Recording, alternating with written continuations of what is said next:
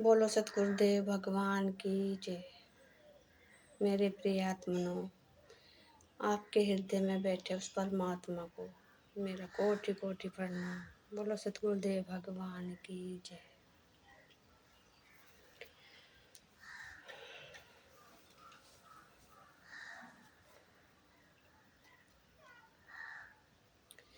आज की वीडियो में मैं दैत्य गुरु शुक्राचार्य के बारे में बताऊंगी। अध्यात्म बहुत बड़ा है, बहुत कुछ लिखा जा चुका है, बहुत कहानियां हैं, लेकिन सब कहानियों को जो जानना जरूरी नहीं है आपके लिए। मेन जो जरूरी है उसे जान लो बस। वो भी इसलिए बता रही हूँ कि आपका विश्वास बने मुझ पर।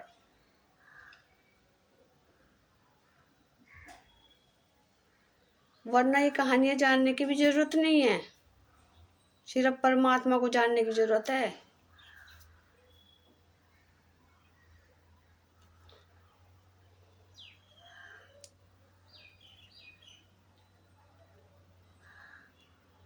किसी पोथी पुराण में जाने की जरूरत नहीं है, सिर्फ ध्यान द्वारा परमात्मा तक जाने की जरूरत है। इसी से उद्धार होगा। ये जो पुराणों की कहानियां है ना, इसे सारी जानने की क्या, कुछ भी जानने की जरूरत नहीं है। एक परमात्मा को जान लो, सबको फिर अपने आप जान जाओगे। और इन्हें जानने की कोशिश में लगे रहोगे ना, तो फिर परमात्मा तक नहीं पहुंच पाओगे।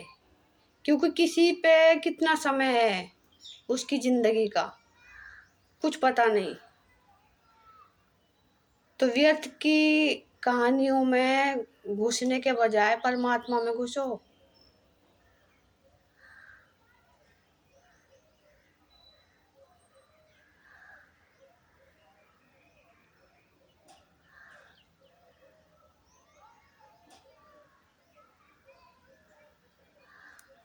किसी पुराण को पढ़ने की जरूरत नहीं है, किसी वेदों को पढ़ने की जरूरत नहीं है, किसी पुस्तक को पढ़ने की जरूरत नहीं है, बाहर ज्ञान इकट्ठा करने की जरूरत नहीं है। बाहर का, अंदर का ज्ञान प्राप्त करो।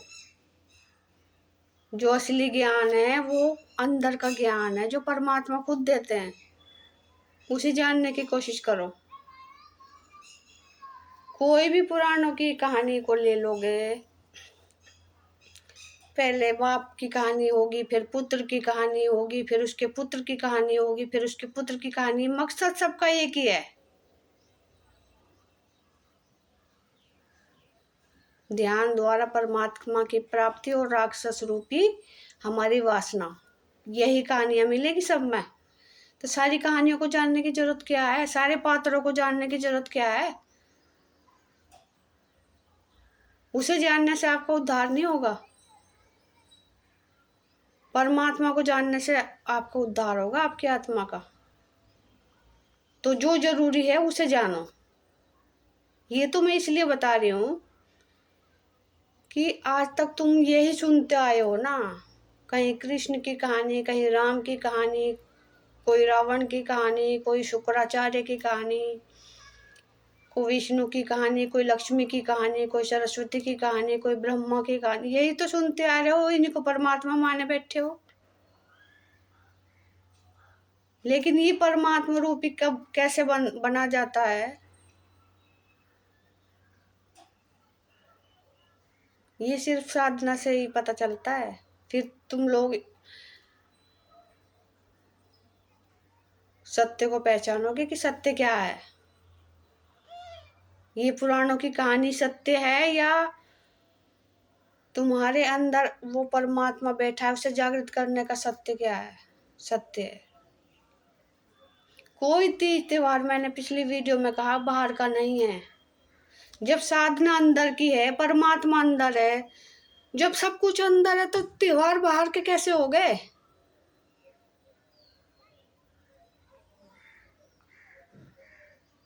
जब कोई साधना अंदर की है, परमात्मा अंदर है, तो त्योहार भी तो अंदर ही होंगे ना, बाहर कैसे हो जाएंगे वो? बाहर कोई त्योहार नहीं है। बाहर के त्योहार मनाने छोड़ दो, अंदर के त्योहार पकड़ो। ये सब जो त्योहार मनाते हो ना आप बाहर के, दीपावली, होली, करवा चौथ, करवा चौथ तो बकवास है।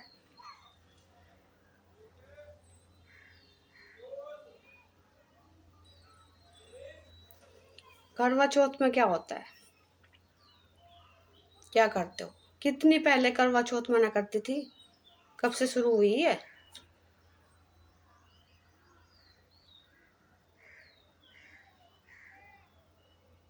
साधना की 4 अवस्था, चौथ इसे लगा लो।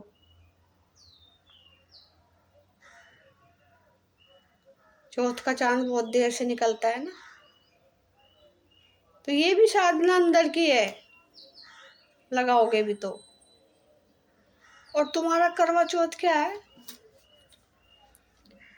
दिन में करवा चौथ का व्रती रहते हो और रात को क्या मनाते हो? जिस वासना के ऊपर सारा अध्यात्म, सारी कहानियां पुराणों की टिकी हुई हैं कि इसे रोको, इसे रोको, उसी को तुम करवा चौथ वाले दिन मनाते हो। कहाँ का करवा चौथ है वो?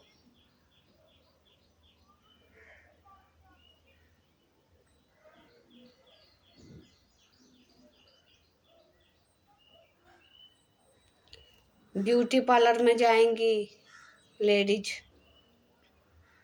पूरे साल का शौक पूरा कर लेंगी वो करवा चौथ पे। आधे तो इसमें भी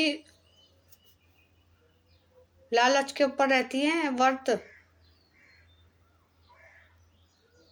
कि हमें रूम मिल जाएगी, हमें अच्छे कपड़े मिल जाएंगे, हमें अच्छे श्रृंगार का सामान मिल जाएगा। क्योंकि उस दिन तो आदमी की जो लगाम होती है आपके हाथ में होती है। जैसा कहोगे ऐसे ही ला के देगा वो, कहीं मेरी बीवी नाराज ना हो जाए। चाहे उसे चोरी करके लाना हो, चाहे बेईमानी करके लानी हो, चाहे रो के लाना हो, पीट के लाना हो, पर लाएगा वो, तुम्हारे शौक पूरा करेगा। क्योंकि सहेलियों के आगे तुम्हारी नाक नीची ना लगे। तुम खुद चाहती हो कि मेरी नाक नीची ना लगे। मेरी सहेली के हस्बैंड ने जो है इतना दिया करवा चौथ पे गिफ्ट, ये ला के दिया, इतने का लहंगा ला के दिया। वो फिर उसको बताएगी कि मेरे को तो ऐसी साड़ी दिलाई, मेरे को तो इतना बड़ा लहंगा दिलाया सुंदर, इतने रुपयों का आया, 50,000 का आया, कोई 1 लाख का आया। वो सहेली को बताएगी, सहेली मोड़ी देगी अपने पति को, मेरे को भी ऐसा ही दिला। वो रोएगा, पीटेगा, बेईमानी करेगा, चोरी करेगा, कहीं से रिश्वत मारेगा, कहीं से ब्याज में पैसा लेगा, तुम्हें ला के देगा। क्योंकि तुमने तो मोड़ी दे दी ना उसको। सहेली के आगे तुम्हारी नीची ना लगे, उसी से प्यार झलकता है। तो ये सब स्वार्थ की पूजा पाठ है, स्वार्थ है इसमें, सब में तुम्हारा स्वार्थ है। मजबूर करते हो तुम आदमी को ये सब लेने के लिए। पुराने कपड़ों में करवा चौथ नहीं मनती, पुराने जेवरों में करवा चौथ नहीं मनती। शरीर भी तो तुम्हारा पुराना है, इसे भी बदल लिया करो। आत्मा तुम्हारी पुरानी है, इसे भी बदल लिया करो। इसे क्यों वहीं का वहीं रखते हो? बदल सकते हो इसे। कपड़े नहीं पहन लिए तीज त्योहारों पर, रूम नहीं बना ली, चप्पल नहीं खरीद ली, और साज श्रृंगार का सामान नया खरीद लिया, जबकि जब पुराना भी होगा ना उस पर तो नया खरीदा जाएगा। इतनी मूर्खता है इस संसार में लोगों की, हैं? लूट लो। दुकान वाले सोचते हैं आप लाओ सामान 10 रुपए का 50 में बेचो, आज तो खरीदा ही जाएगा।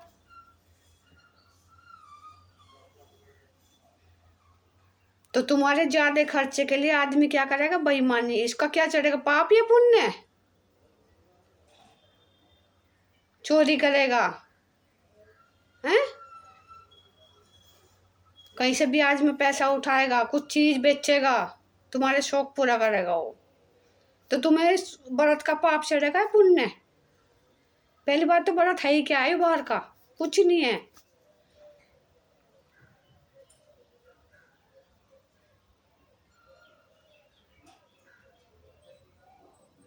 खाली पेट रहने का नाटक करते हो, खाते हो इतना, कहीं फल, कहीं फूल, कहीं मावे की बर्फी, कहीं कुछ और कहीं कुछ, कहीं बादाम और कहीं पिस्ता काजू, ये खा खा के तुम व्रत रहते हो।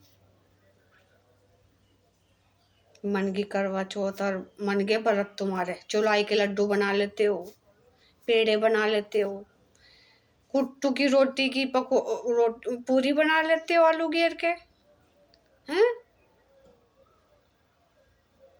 पकौड़ी बना लेते हो, स्वाद आता है बहुत। ये व्रत है तुम्हारा। एक रोटी ना खाई, पेट तो भर लिया दूसरी चीजों से, वो भी अच्छी अच्छी जिसमें पैसा लगे। ये व्रत है तुम्हारा। उससे अच्छा तो रोटी खा लिया करो।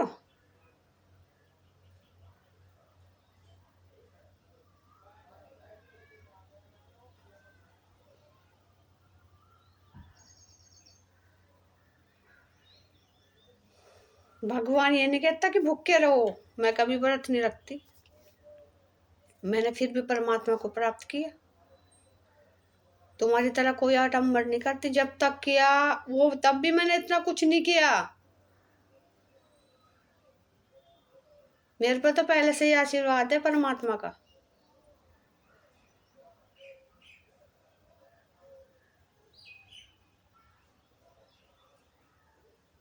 ये आडम्बर मेरी जिंदगी में नहीं आए, मेरी जिंदगी का हिस्सा नहीं बने। मैं फिर भी खुशहाल हूँ। और जितने व्रत चरत करने वाले हैं ना,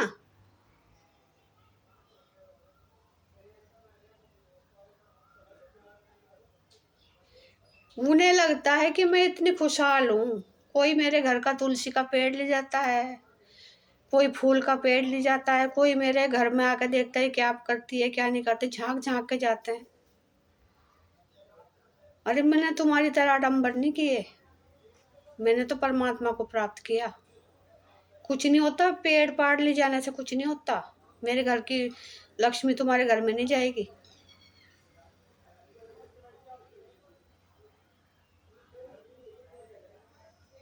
जिसने साधना की, लक्ष्य उसी को प्राप्त होता है, किसी और को नहीं।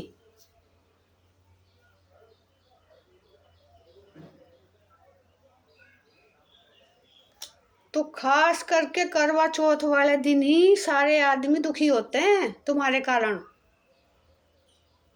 वो तो के जेब में तो पैसा ही नहीं होता, वो उन्हें सोच पड़ जाती है कैसे करूंगा, मेरी लुगाई ये मांगेगी ये मांगेगी ये मांगेगी, कहाँ से लाऊंगा, दोस्तों से उधार लेते हैं। तो उनको तो तुम दर्द दे रही हो ना। ये कहाँ का व्रत लगेगा तुम्हारा? हो गए चटक मटक कुछ दिन और बस मना लिया करवा चौथ, दुल्हन बन गए।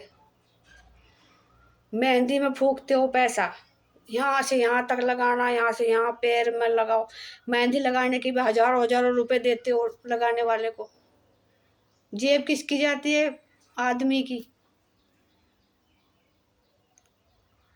करवा चौथ से 15-20 दिन फिक्र चढ़ जाता है आदमी को, करवा चौथ आने वाली, अब जेब में इतना गर्मी है नहीं हमारे, कहाँ से लाऊंगा।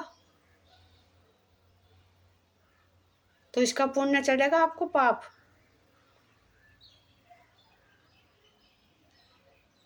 गरीब अमीर सब करवा चौथ मनाते हैं, एक दूसरे की होड़ में लग गई करवा चौथ, कोई मनाता नहीं था पहले,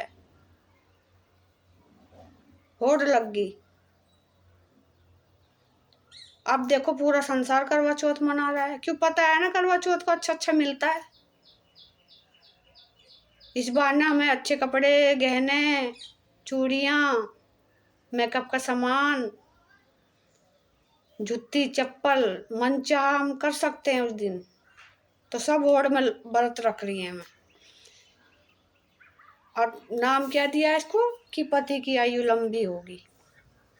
करवा चौथ पे बहुतों के तो उसी दिन लठ बजते हैं, और बहुत तो उसी दिन ही विधवा हो जाती है। कितने आप न्यूज खोल के देखना, जब तुम्हारी करवा चौथ के व्रत में इतनी शक्ति है तो क्यों हो जाती है उसी दिन विधवा हो। कितनी तो औरतें मर जाती है, कितने आदमी मर जाते हैं उसी दिन। फिर कहाँ जाती है आपकी करवा चौथ की शक्ति वो।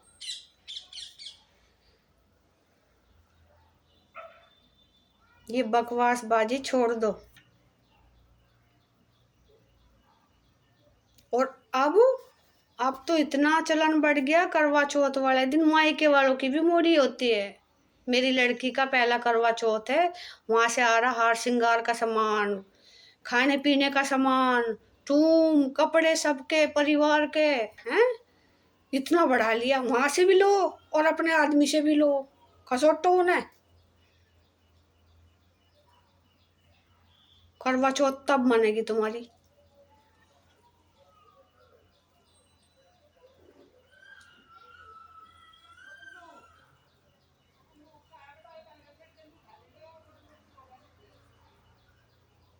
दहेज इकट्ठा करना है और सामान इकट्ठा करना है।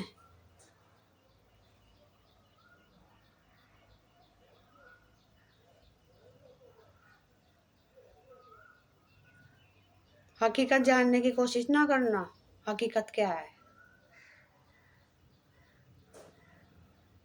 मैं इतने तीज त्योहारों के बारे में आपको बता रही, अगर जो अब भी नहीं समझे ना तो कोई आपको समझा नहीं पाएगा। अब भी तुमने वो बाहर के त्योहार करे ना तो परमात्मा की लाठी से नहीं बच पाओगे, क्योंकि पहले समझाने वाला नहीं था, अब समझाने वाला आ गया, स्वयं परमात्मा ही। ये जो मुझे बुद्धि मिल रही है कौन दे रहा है? परमात्मा ही तो दे रहा, वरना पहले भी मैं यही थी।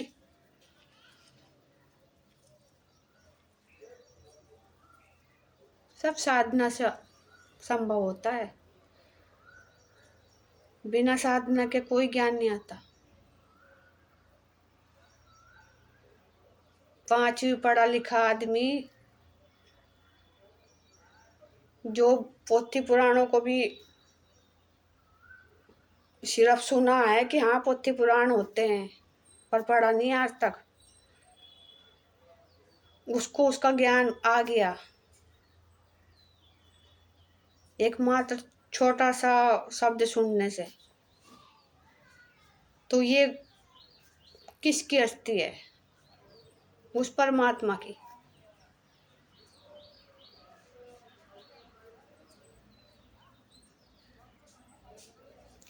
यही दीपावली का त्योहार है, यही होली का त्योहार है। होली में रंगों की होली खेलते हैं।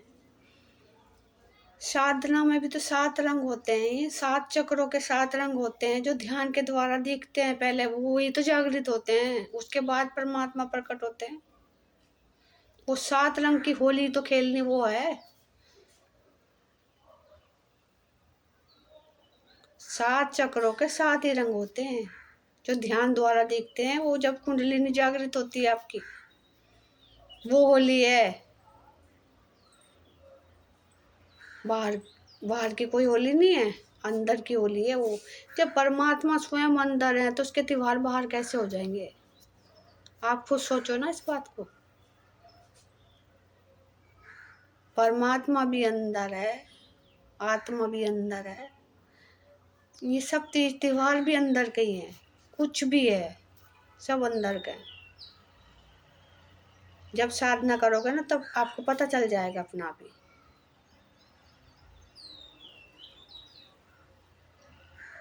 साधना आपकी लग गई तो आपको जरूर पता चलेगा। जैसा मुझे पता चला ऐसा आपको भी पता चलेगा।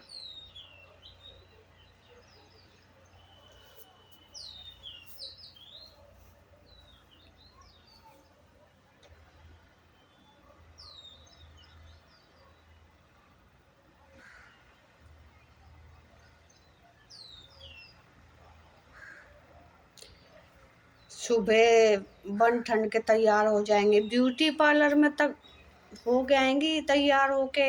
घर में भी तैयार हो नहीं जाता, उतने में भी उनका पेट नहीं भरता। सामान ला के दे दिया पति ने, लेकिन उसमें भी गुजारा नहीं है। फिर ब्यूटी पार्लर में, जब ब्यूटी पार्लर में जाना तो मेकअप का सामान घर में क्यों आ रहा हो? ब्यूटी पार्लर में जाकर सज के आएंगे दुल्हन की तरह हैं? चाहे कोई 50 साल हो गया हो, शादी को बुढ़िया हो रही हो, वो सज के आएगी, उस दिन वो भी दुल्हन बन जाएगी। पति खुश हो जाएगा देख के, मेरी दुल्हन नहीं बन गई, आज तो चमक मार रही और दिन से ज्यादा। रात को फिर गड़बड़, रात को मनती है फिर सुहाग रात। वो करवा चौथ को दूसरा नाम दे दिया। तो ये पाप के भागीदार हो तुम। जिससे बचने के लिए पूरा अध्यात्म की कहानी लिख रही है ना, वही तुम करवा चौथ वाले दिन करते हो।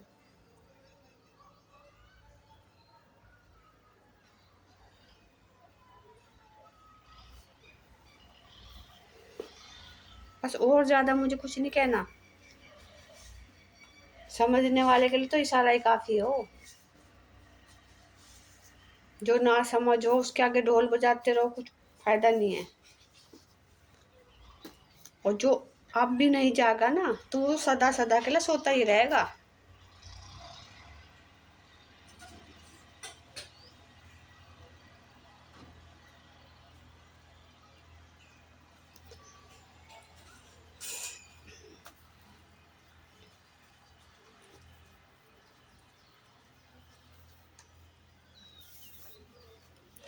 तो चलो, ये तो होगी इसके ऊपर बात बहुत। अब मैं शुक्राचार्य के बारे में बताती हूँ। शुक्राचार्य दैत्यों के गुरु थे। बाहर का कोई शुक्राचार्य नहीं है, बाहर कोई शुक्राचार्य नहीं हुआ। ये शुक्राचार्य भी अंदर का है। कहानियों के रूप दिए गए हैं, वो हमारे अंग हैं। सब कुछ जो बाहर कहानियों में है, सब इस शरीर के अंदर मिलेंगे तुम्हें।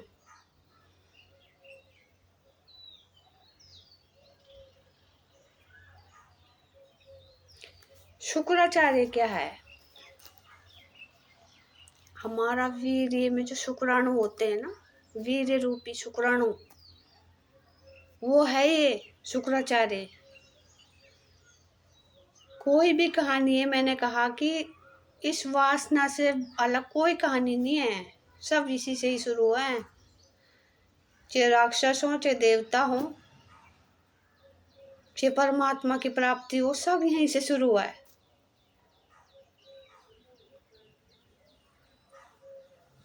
तो वीर रूपी जो शुक्राणु होते हैं, वो होता है शुक्राचार्य।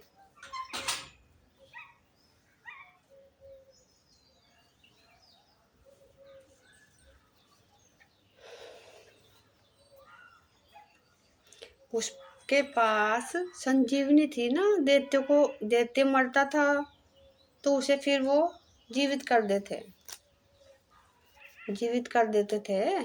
वो संजीवनी थी ना उसके पास।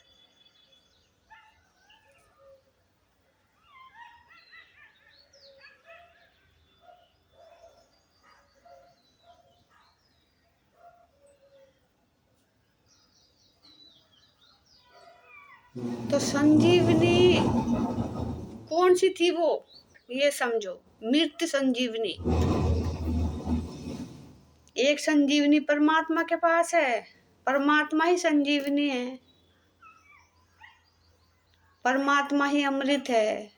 तो अमृत तो नहीं दिया ना शुक्राचार्य ने, बल्कि जब समुद्र मंथन हुआ था तो उसमें दैत्य भी थे और देवता भी थे, उन्होंने मंथन किया था, तो वहां भी शुक्राचार्य थे।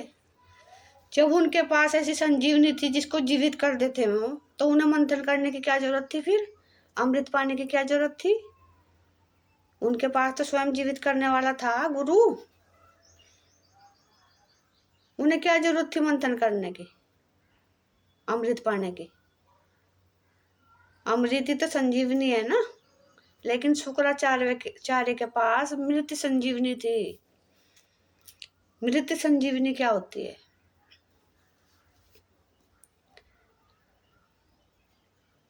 इस साधना के द्वारा इस वीर्य को अगर जो हम ऊपर ले जाएंगे तो वो संजीवनी अमृत बनेगा। और जो हम इसे नीचे की तरफ बहा देंगे वासनाओं में, वो जो है मृत संजीवनी बनेगी, विष बनेगा। इसको नीचे की तरफ बहा के ही तो तुम बच्चे पैदा करते हो।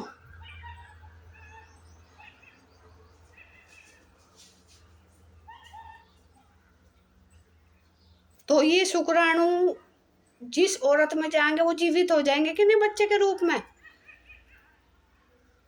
जिस टाइम बच्चा पैदा होता है या जो भी साधना से बाहर हैं, उस टाइम पे क्या होंगे वो तमोगुणी राक्षस। जब तक साधना में नहीं आते, साधना से तमोगुण नष्ट होता है, फिर रजोगुण, फिर सतोगुण, उसके बाद फिर परमात्मा की प्राप्ति होती है। शूद्र, वैश्य, क्षत्रिय और ब्राह्मण, शूद्र इसी श्रेणी में आते हैं। ठीक है। तो जो वीर्य से तुम वीर्य बाहर स्त्री के द्वारा ही फेंकते हो, बाहर फेंकते हो, उसके गर्भ में जाके वो संजीवनी प्रकट होती है कि नहीं होती है? मृत संजीवनी, बच्चा पैदा हो जाता है, वही तो मृत संजीवनी है वो। और जिसको परमात्मा में लो लग गई, उसका क्या होगा? उसका तो वीर्य ऊपर चढ़ जाएगा, वासना से उसका मोह हट जाएगा, खत्म ही हो जाएगी वासना, उसका कहाँ से बच्चा पैदा हो जाएगा? तो वो ही अमृत है, वही संजीवनी है असली। ये मृत संजीवनी है शुक्राचार्य की। वो दैत्यों का गुरु इसलिए था कि राक्षसों को बल मिले। कहानियों में ये समझाया गया है, लेकिन समझने वाला ही तो समझेगा।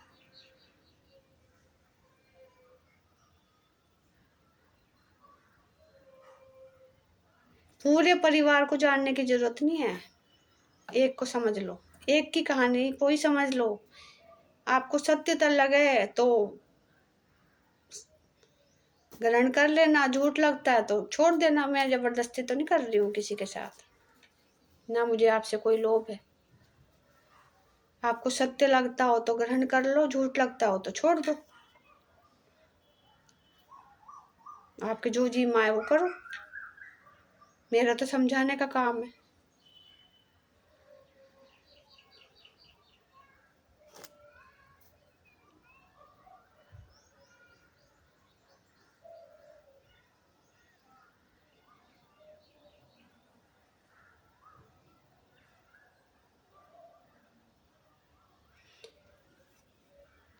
शुक्राचार्य की माता का भी तो, माता की भी कहानी है, पिता की भी कहानी है। भृगु ऋषि के पुत्र थे वो, हैं? तो वासना से चाहे भृगु बन जाओ चाहे शुक्राचार्य बन जाओ, इस शुक्राणु ये वीर्य को चाहे ऊपर चढ़ा लो चाहे नीचे बहा दो, राक्षस बन जाओ या देवता बन जाओ, तुम्हारे हाथ में है।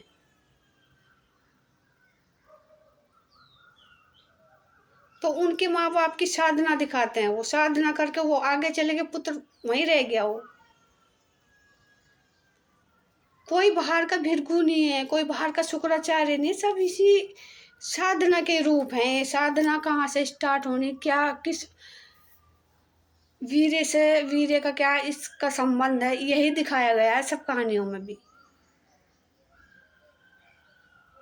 कोई नहीं है बाहर भृगु।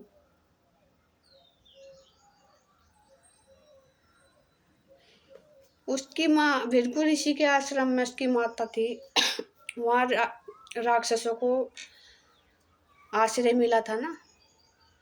तो जब साधना करता है इंसान, राक्षस से तो देवता बनता है वो। राक्षसों को फिर मार मार के उनका सिर कटता जाता है और परिवर्तन होता जाता है।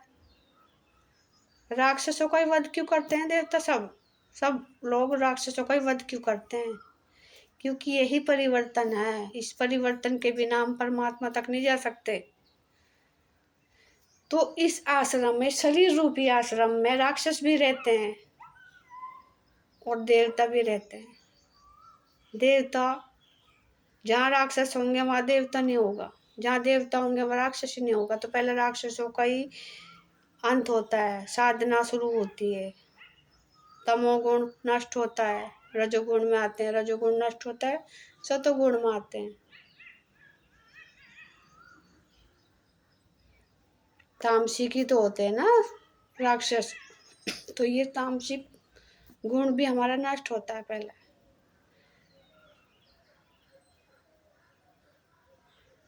तो शुक्राचार्य हमारा वीर में जो शुक्राणु है उसका नाम है।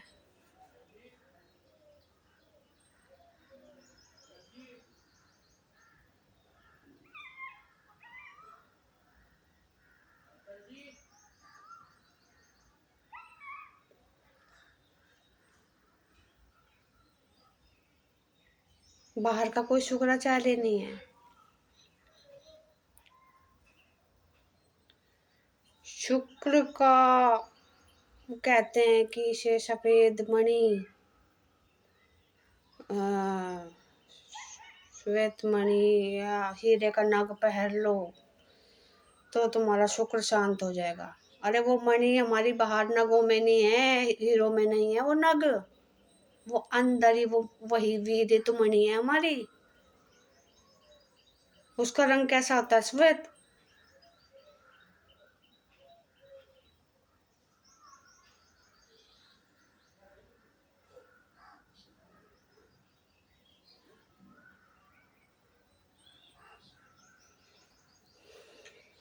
पता नहीं, यूट्यूब खोल के देखना, पागल बनाते हैं लोग कितना। इससे तुम्हारा शुक्र मजबूत होगा और इससे तुम्हारा शुक्र मजबूत होगा, ये कर लो तुम्हारा शुक्र मजबूत। कोई गमले में पेड़ लगा लो और उस साउथ के कुंड में कौन सा पता नहीं क्या क्या कहते हैं, वहां रख दो, तुम्हारा शुक्र मजबूत होगा। कोई चांदी का छल्ला पहन लो, तुम्हारा शुक्र मजबूत होगा। चांदी की चैन पहन लो, तुम्हारा शुक्र मजबूत हो। पता नहीं क्या क्या, इन्हें सुन सुन के पागल हो जाओगे। हो गए हो जाओगे, नहीं हो गए हो।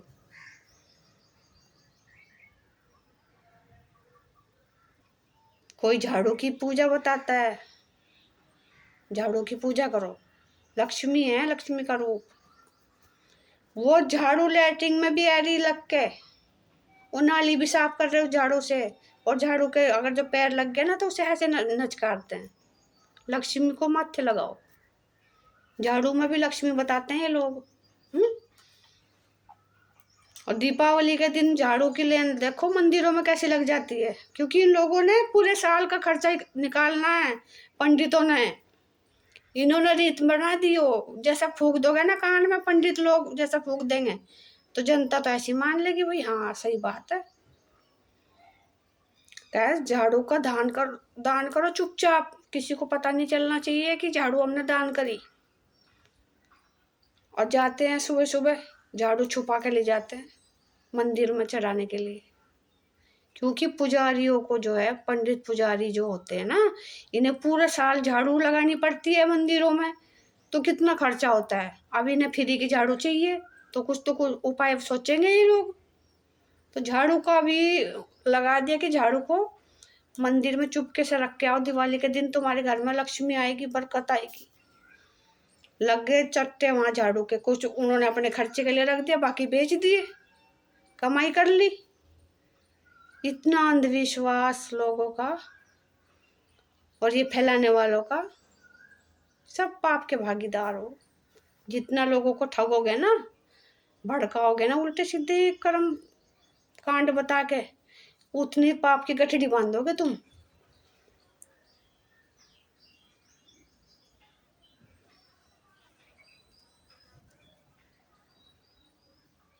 दिवाली के दिन झाड़ू की भी पूजा करवाते हैं मंदिर में।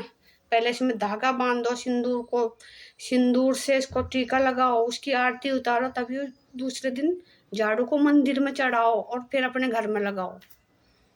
झाड़ू को भी इन्होंने भगवान बना दिया। दीपावली के टाइम देखते नहीं झाड़ू कितने खरीद खरीद के ले जाते हैं लोग। तो झाड़ू को भी भगवान लक्ष्मी लक्ष्मी बना दी इन्होंने। बांध लो गठड़ी, जितनी बांधनी है तुम्हें बांध लो, ये बाद में याद आएगी गठड़ी।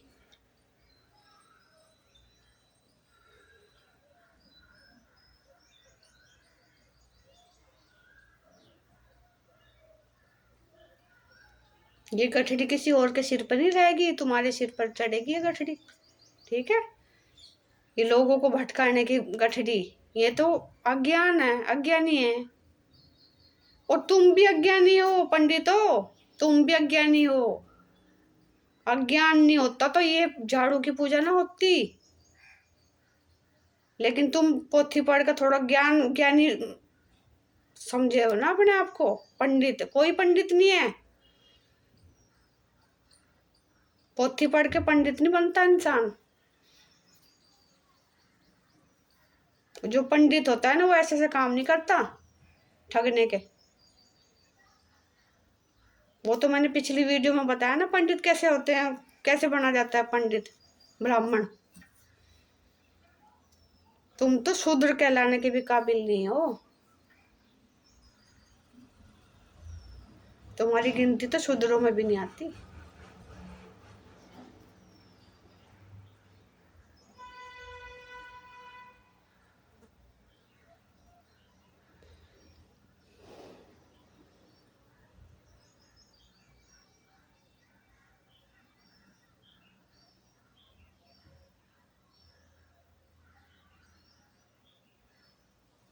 सही ज्ञान को पकड़ो, सोचो कुछ, अपने दिमाग से भी सोचो थोड़ा बहुत तो।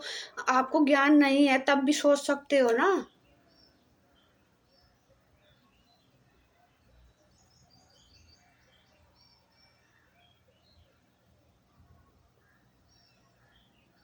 चोरी बेईमानी में तो बहुत दिमाग लड़ाते हो आप।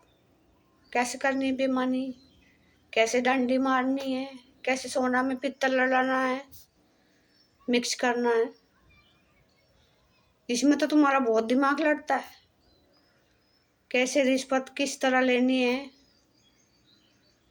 हैं? कैसे चोरी करनी है, कैसे माल को जो अवैध,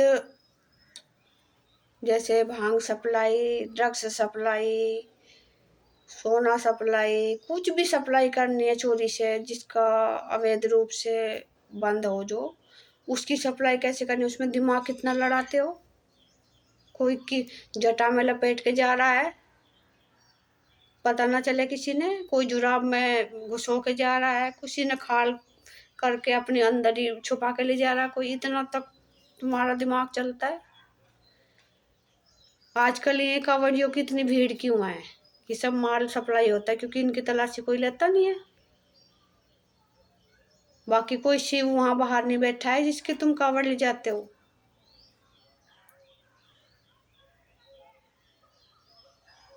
कोई शिव बाहर नहीं बैठा है जिसे तुम जल चढ़ाते हो।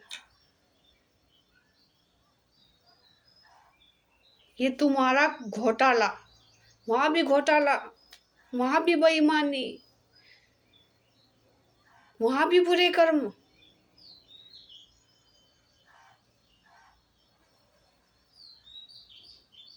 परमात्मा के नाम पे हैं?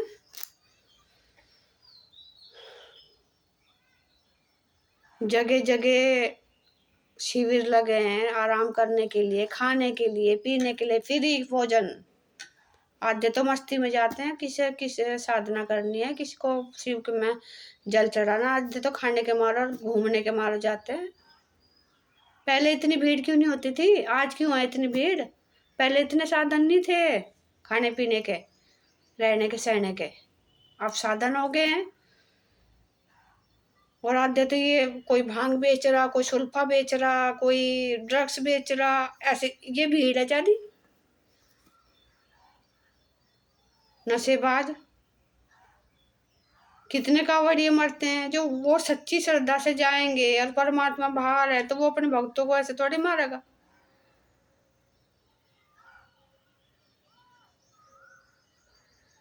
ये सब तुम्हारी अज्ञानता है।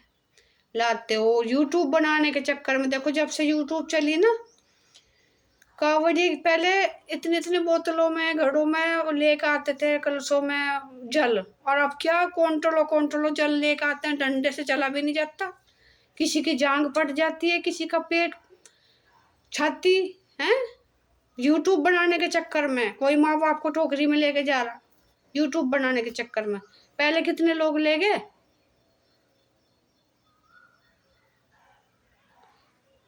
फेमस होने के चक्कर में। अपनी जान की भी परवाह नहीं करते, फेमस होना है। यूट्यूब बनते हैं ना जगह जगह आजकल, वो दिखाना है।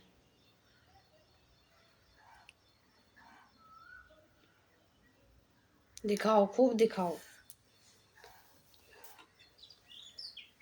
कुछ नहीं मिलने वाला इससे। वो असली शिवलिंग भी हमारे अंदर ही है, सबके अंदर शिवलिंग है।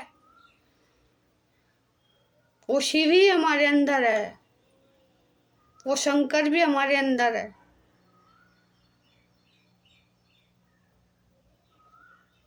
बाहर कुछ नहीं है।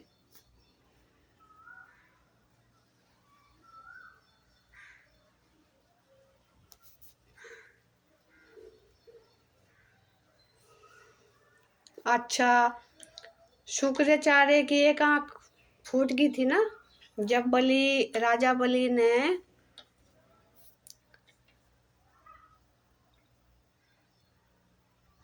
भगवान विष्णु को बताते हैं, जैसे 52 अवतार में आए थे वो, राजा बलि ने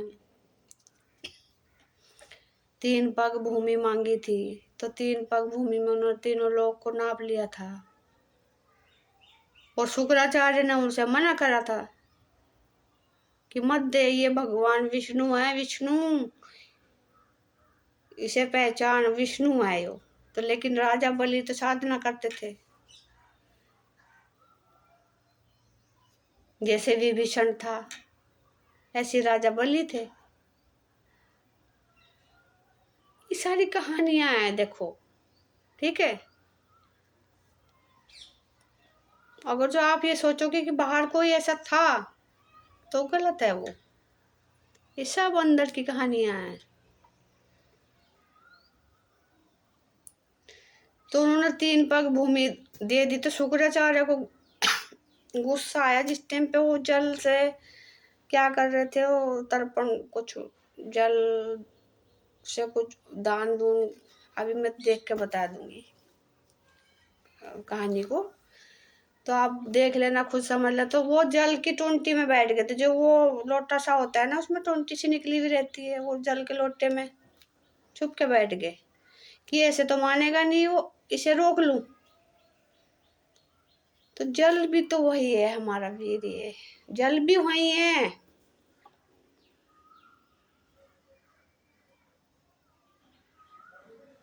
तो वहां छुप के जो बैठा, तो फिर उसने, भगवान ने क्या काम किया, उसकी टूंटी में सीख लगा के अंदर खोल दिया उसने रास्ता। तो उससे उसकी एक आंख फूट गई, एक आंख फूट गई। अब वो चिल्लाया नहीं, चिल्लाते हुए क्यों नहीं दिखाते कि यार, अगर जो अंदर है कोई तो चिल्लाएगा कौन। ये तो कहानियां बना रखी है ना। तो एक आंख देखो, प्रकृति में भी एक आंख वाला कौन होता है, कौवा। उसकी आंख 2 होती है, जैसे कहते हैं ना, शुक्राचार्य की 2 आंख थी, लेकिन एक आंख फूट गई, पहले उसकी 2 आंख थी। यानी कि कौवे की दोनों आंख होती है, लेकिन उसमें पुतली एक रह जाती है, कभी इधर घुमाता हो, कभी इधर घुमाता है। आंख उसकी एक ही चलती, जिस तरफ ले जाएगा उसी वही आंख चलेगी उसकी। वो तो वो कौवा जो है, बाहर का प्रकृति का शुक्राचार्य बन गया वो। यथा पिंडे तथा ब्रह्मांडे है ना, तो बाहर प्रकृति का शुक्राचार्य हो गया कौवा। कौवे का क्या काम होता है? देखो, कोई घाव है डंगरों के ऊपर, देखा होगा आदमी तो चलो उड़ा लेता है, लेकिन डंगरों के ऊपर भी जो घाव होगा ना, उसे कुरेदता है वो। अगर जो उसमें खाल ऊपर से जमगी, प्लान होगी, मतलब घाव के ऊपर जैसे छिलका आ जाता है ना ऊपर को, तो वो बैठ के उसे चोंच से जो है कुरेदता है, उसे हरा करेगा, घाव को सूखने नहीं देता वो उसे चोंच से जो ताजा करेगा, वो काम होता है शुक्राचार्य का। यानी कि हम वासना को अगर जो ऊपर ले जाएंगे तो शुक्राचार्य ऊपर नहीं ले जाने देगा, उस कोशिश करेगा कि नीचे की तरफ बहे। वही है वो घाव का मतलब, कि घाव को भरने नहीं देता, उसे कुरेदता रहता है वो कौवा।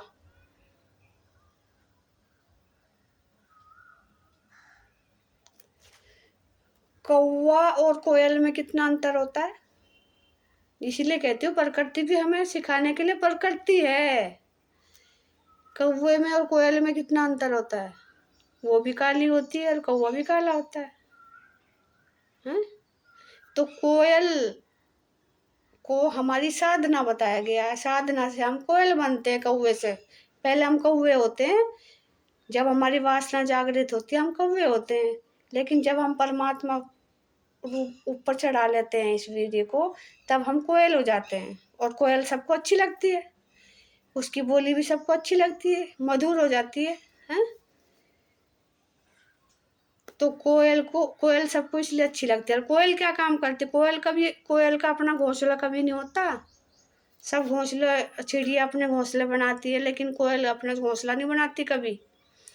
वो क्या काम करती है? कौवा जैसे अंडे देगा ना अपने घोंसले में, तो कोयल का जब अंडा होगा, वो कोयल उसमें अंडे देगी और कौवे के अंडे नीचे गिर देगी। वो उसके बच्चों को कौवा पालता है, फिर कोयल उसके बच्चों को कौवा पालता है अपने बच्चे समझ के। तो कोयल का काम ये होता है, साधना का काम ये होता है, कौवे पे पलवा देती है अपने बच्चे को, हैं? अच्छा, बोली में इनकी बोली देखो कैसी होती है। कौवा क्या कहता है? वासना रूपी कौवा शुक्राचार्य, वो कहता है कहाँ है, कहाँ है, कहाँ है, कहाँ है? हम्म?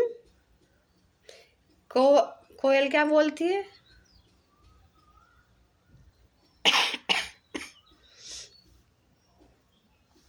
क्यों, क्यों?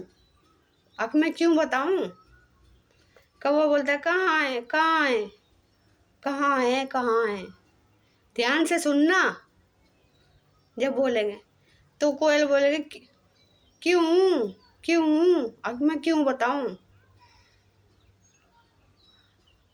अब देखो, कौवा, वो मैंने प्रकृति का बताया ना, लेकिन शनिदेव की कहानी में भी कौवा शनिदेव की सवारी है।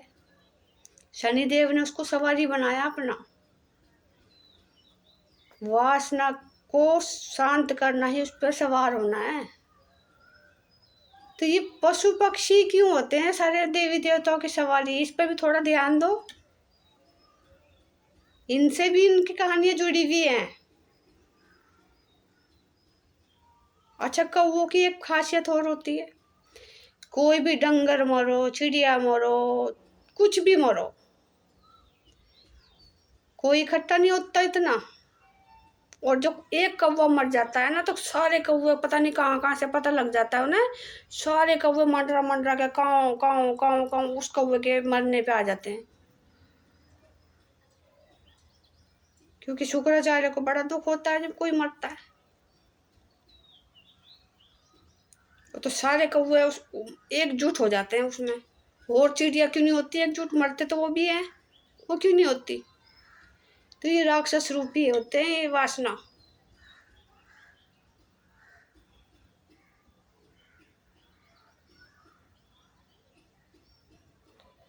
राक्षस राक्षस को कभी नहीं मारता। देवता देवताओं में फूट पड़ जाएगी कंपटीशन हो जाएगी, एक मैं उससे बड़ा और मैं उससे बड़ा, लेकिन राक्षसों में कोई कंपटीशन नहीं होता, वो एक होते हैं, वही दिखाते हैं कौओं को बाहर, एकता, कि एक कम हो गया, क्यों हुआ वो कम,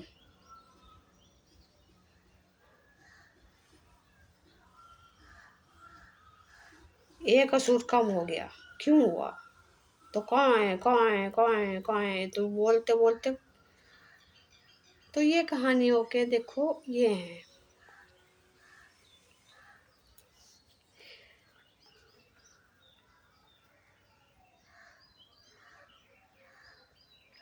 अब देखो, अंगिरा ऋषि के पुत्र थे ना बृहस्पति, अंगिरा ऋषि के पुत्र थे बृहस्पति, जो बृहस्पति देव गुरु बने, वो सब ग्रहों के गुरु बने, वो गुरु कैसे बनते हैं, परमात्मा को प्राप्त करके। अंगीरा, वो भी तो अंग में गिरता है, अंगीरा क्यों हुआ है उसका नाम,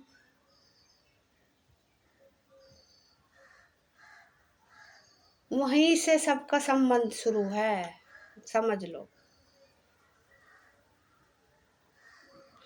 जितनी भी कहानी है सबका संबंध यही से, जो इसी से परमात्मा को प्राप्त कर लो, इसी से प्रकृति में धक्के खा लो, ठीक है, बस, और कुछ नहीं है किसी में भी इसके सिवा।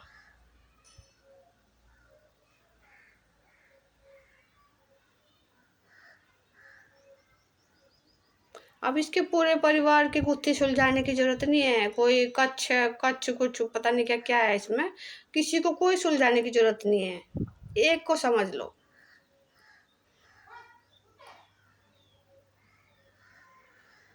आज की वीडियो में इतना ही।